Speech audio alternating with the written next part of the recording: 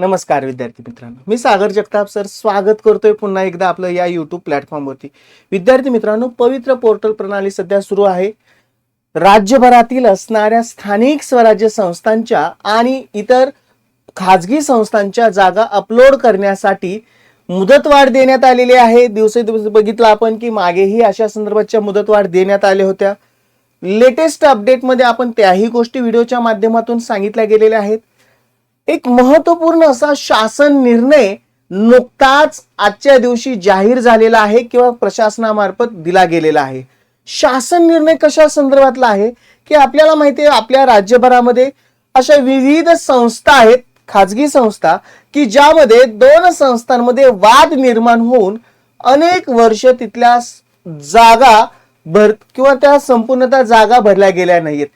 बरेच वेळा आपण बघतो की या जागा या पोर्टलवरती अपलोड झालेल्या नाहीत। त्यामुळे इथून मागे जी काही भरती झाली 2017 असेल 2022 असेल पवित्र पोर्टल प्रणालीद्वारे त्या जागा विद्यार्थी मित्रांसाठी उपलब्ध झाल्या नाहीत।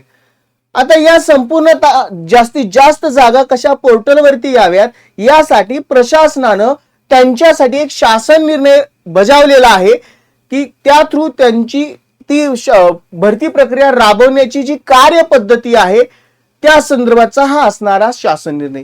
व्हिडिओ अत्यंत महत्त्वपूर्ण आहे, शेवटपर्यंत पहा। माहिती आवडली असेल लाईक करा आणि जास्तीत जास्त शेअर करायला विसरू नका। चला तर बघूयात जो निर्णय जाहीर केला गेलेला आहे किंवा जो शासन निर्णय प्रशासनाने आपल्यापर्यंत दिला गेलेला आहे, जी भरती प्रक्रिया राबवण्यासंदर्भाचा काय आहे तो बघूयात। संस्था व्यवस्थापनामध्ये वाद असल्याच्या पार्श्वभूमीवर संबंधित शाळेत शिक्षक पदभरती कशा पद्धतीने राबवायची आहे, अनुसरायची आहे त्याची कार्यपद्धती या संदर्भाचा हा शासन निर्णय। बरोबर। आता महाराष्ट्र शासन शालेय क्रीडा व शिक्षण विभाग आजचीच तारीख म्हणजे 1 जुलै 2026 चा हा असणारा शासन निर्णय।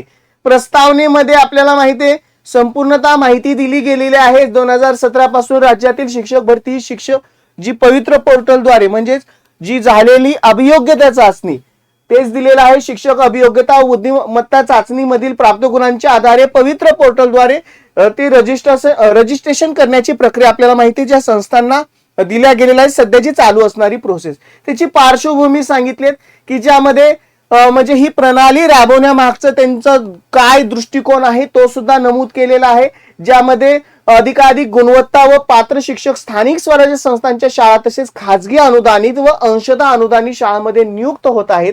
त्यामुळे अध्यापनाचा दर्जा सुधारण्यास निश्चित होत आहे।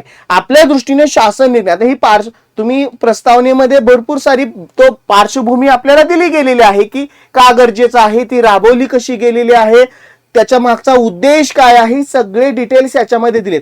आता त्याच्यामध्ये न पडता तुम्ही ती PDF आपल्याकडे उपलब्ध होईलच, त्यामध्ये तुम्ही ती डिटेल घेऊ शकता। आपल्या दृष्टीने जो नुकताच दिला गेलेला शासन निर्णय आहे तो काय आहे तो समजून घेऊयात। खाजगी अनुदानित व अंशतः अनुदानित शाळा चालवणाऱ्या संस्थेच्या व्यवस्थापनात वाद असेल व सदर वाद धर्मादाय आयुक्तांच्या कार्यालयात 1 वर्षाहून अधिक काळ प्रलंबित असेल अशा प्रकरणी विद्यार्थ्यांच्या शैक्षणिक हितास बाधा पोहोचू नये म्हणून खालील प्रमाणे कारवाई करण्यास शासनाची मान्यता प्रदान करण्यात येत आहे। बघा म्हणजे या जागा आता प्रशासनाने त्यांना सांगितलंय की या पद्धतीने त्याचा अवलंब करा आणि लवकरात लवकर त्या जागा अपलोड करा। 1 प्रकरणे परत्वे संबंधित शिक्षणाधिकारी प्राथमिक असेल माध्यमिक उच्च माध्यमिक अथवा विभागीय शिक्षण उपसंचालक यांची सदर शाळेचे मुख्याध्यापक अथवा मुख्याध्यापक पद रिक्त असल्यास प्रभारी मुख्याध्यापक यांच्या मदतीने शिक्षक सर्वांगी बिंदू नामावली अद्यावत करून ती सक्षम प्राधिकरणाकडून तपासून घेणे।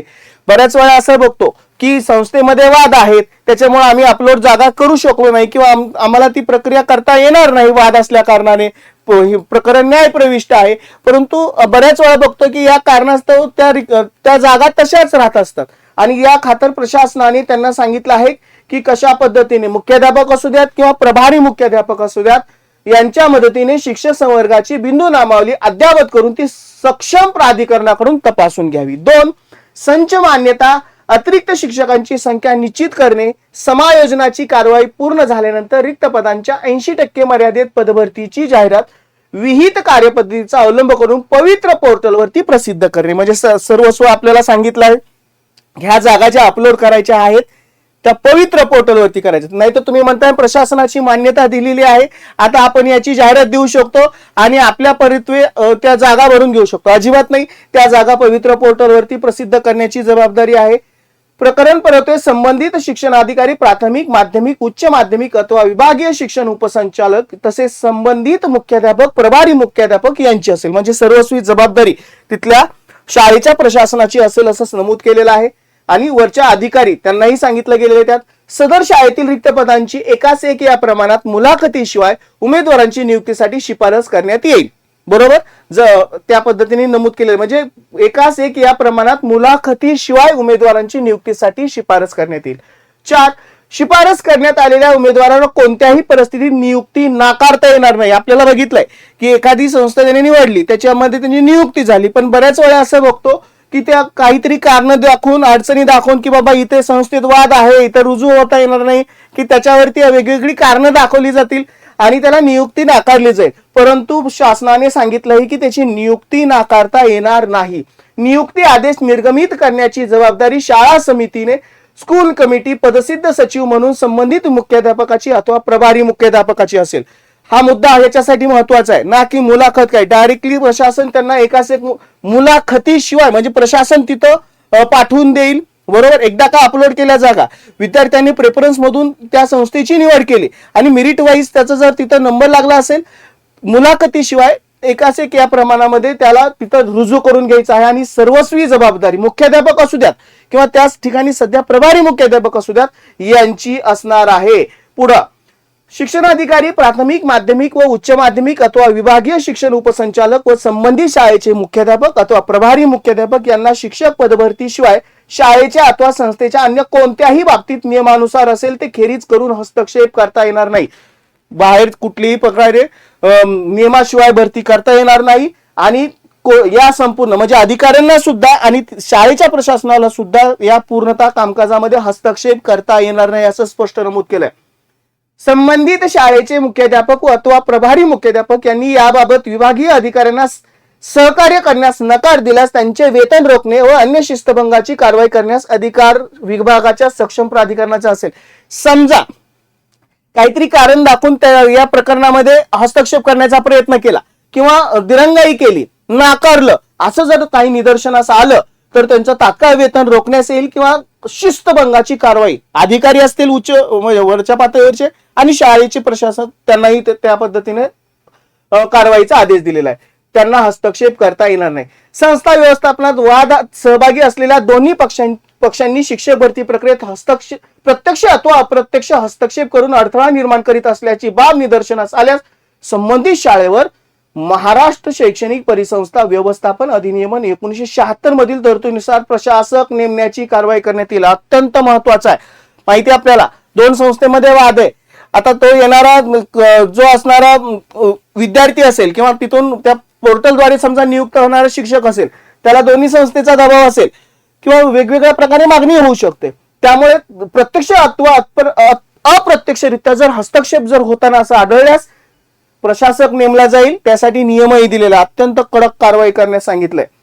संस्था व्यवस्थापन एकापेक्षा अधिक शाळा चालवित असल्यास म्हणजे त्या शाळेच्या अनेक अशा शाखा असतील, अनेक त्या संस्थेच्या इतरही ठिकाणी शाळा असतील, अशा ठिकाणी काय करायचंय, संबंधित संस्था व्यवस्थापनाबरोबर एका जिल्ह्यात एकापेक्षा अधिक शाळा चालविल्या जात असल्यास संबंधित शिक्षण अधिकारी, प्राथमिक, माध्यमिक, उच्च माध्यमिक यांनी सर्व शाळांना मुख्याध्यापकांपैकी सेवाज्येष्ठ मुख्याध्यापकांचा अथवा सर्व शाळातील मुख्याध्यापक पद रिक्त असलेल्या सेवाज्येष्ठ प्रभारी मुख्याध्यापक सहकार्याने उपरोक्त कारवाई करणे अनिवार्य. म्हणजे तिथं जो ज्येष्ठ असेल, प्रभारी असू द्यात किंवा मुख्याध्यापक असू द्यात, त्यांच्यावरती ही जबाबदारी काम किंवा हे पूर्ण प्रक्रिया राबवण्याची त्यांच्यावरती सोपवण्यात आलेले आहे.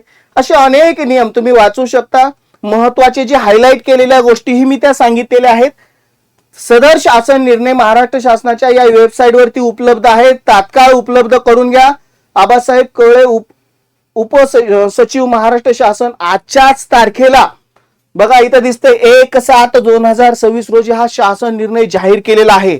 जास्तीत जास्त व्हिडिओ शेअर करा. विद्यार्थी मित्रांनो, प्रत्येकाला माहिती आहे, प्रत्येकाच्या जिल्ह्यात, प्रत्येकाच्या तालुक्यात अशा अनेक अशा संस्था असतील की जिथं अशा प्रकारची परिस्थिती असेल, दोन संस्थांमध्ये वाद निर्माण झाले असेल, दोन पक्षकारांमध्ये वाद निर्माण झाला असेल आणि त्यातून बऱ्याच वर्षापासून त्या जागा भरल्या गेलेल्या नसतील, अशांसाठी हा GR एक महत्वाचा टर्निंग पॉइंट ठरणार आहे. तुम्ही त्यांच्यापर्यंत ती माहिती पोहोचवणं गरजेचं आहे. त्या तिथल्या रिक्त असणाऱ्या जागा पोर्टलवरती अपलोड होणं गरजेचं आहे, जेणेकरून जास्तीत जास्त विद्यार्थी मित्रांना या भरती प्रक्रियेमध्ये संधी उपलब्ध होईल आणि त्यांचं शिक्षक बनण्याचं स्वप्न प्रत्यक्षात साकार होईल. जो GR आहे तो उपलब्ध सर्व आहे, टेलिग्रामवरती सुद्धा आता शेअर झालेला आहे. तुम्ही जास्तीत जास्त तो मिळवण्याचा प्रयत्न करा. नक्की माहिती तुम्हाला उपयुक्त ठरणार आहे, फायदेशीर अशी ठरणार आहे. माहिती कशी वाटली कमेंट बॉक्स थ्रू जरूर कळवा. आवडली असेल लाईक करा. चॅनलला नवीन असाल तर चॅनलला सबस्क्राईब करायला विसरू नका. चला विद्यार्थी मित्रांनो, अशा या महत्वपूर्ण माहितीसह मी सागर जगताप सर इथेच थांबतोय. पुन्हा भेटू पुढच्या अपडेटला. Goodbye and take care.